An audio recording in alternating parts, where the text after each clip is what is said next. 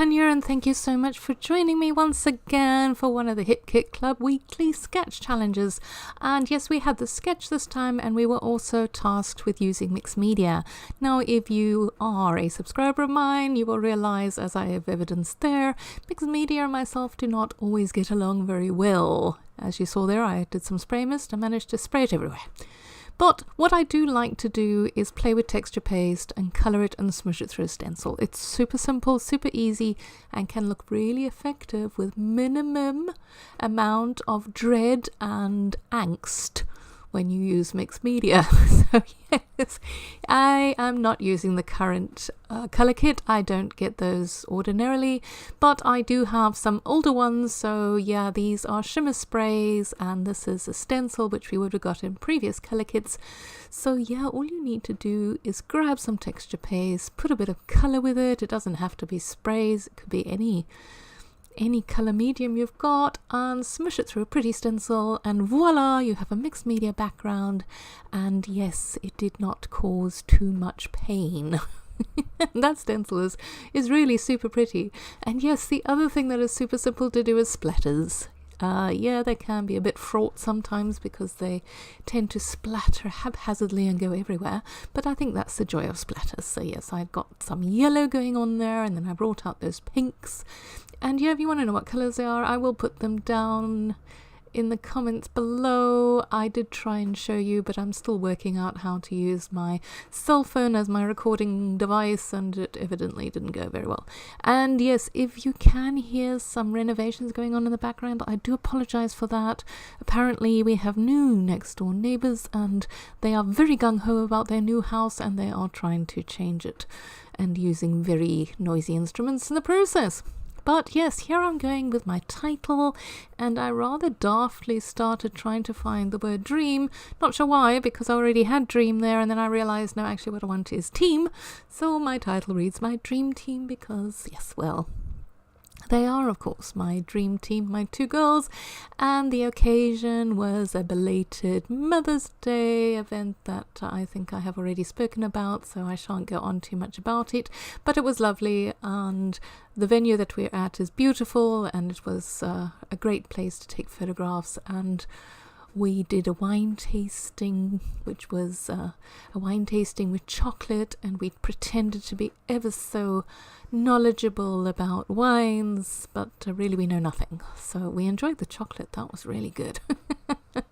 And yeah, as you see there, what I did is I took these beautiful flower embellishments, die cuts that we got, and really, I think I've said it before, you can't go wrong with these because they are so pretty. Doesn't matter how you put them behind your photograph, they're going to look good. They're going to look like a little bunch of flowers, you know, stuck behind, and that just adds a really pretty bit to your layout.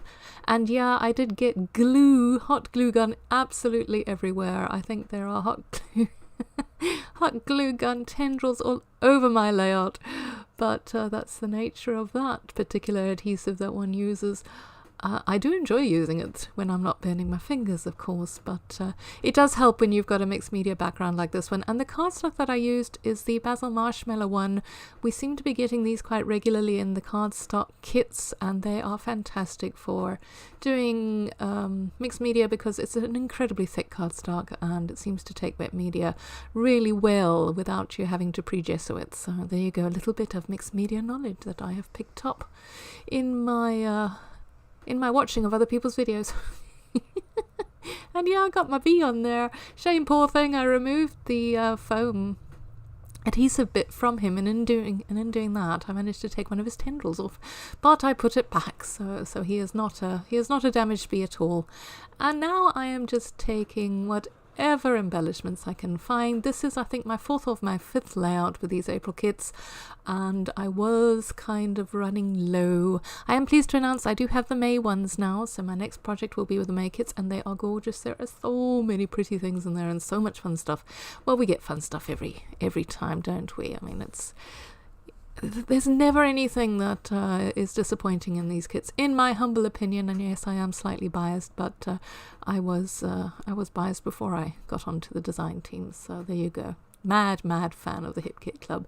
And speaking of the Hip Kit Club, I did mention in the beginning that this was the weekly sketch challenge, and as you know by now, there is a thread that is posted in the forum on a Friday, and it gives you the sketch plus a couple of the design team girls' interpretations of the sketch, and you are invited to join us and post your layout in that thread, and you will then be in line to win the $10 coupon code. So yeah, it's a fun time for all, particularly me, because I get to post all those and see everybody's layouts, and I really do enjoy it. It is a lot of fun, and I do enjoy doing these sketches every week. And I was going to say something else, and now I've completely forgotten what it was. Oh dear, that's old age for you, that is.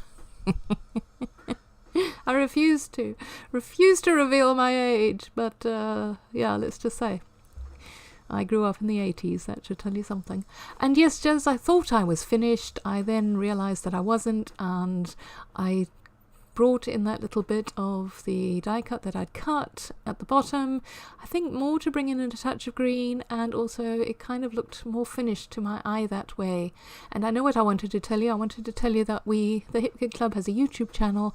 It also has their own page and the Facebook page and a blog, and every Friday lots of inspiration with these sketches are put out for you all to have a look at. So please do join us. We really do enjoy it when you do.